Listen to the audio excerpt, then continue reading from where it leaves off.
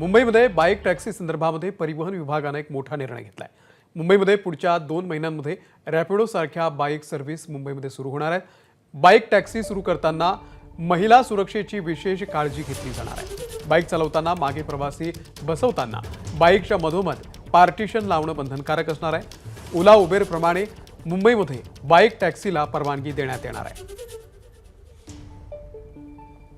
महिला आणि पुरुष प्रवाशांमध्ये अंतर असावं यासाठी मध्ये डिवाइड करण्यासाठी ती सुविधा ज्या टू व्हीलरकडे असेल त्यांनाच ती परवानगी देण्याचं मी निश्चित धोरण त्यांना सांगितलं आहे स्पष्टपणे।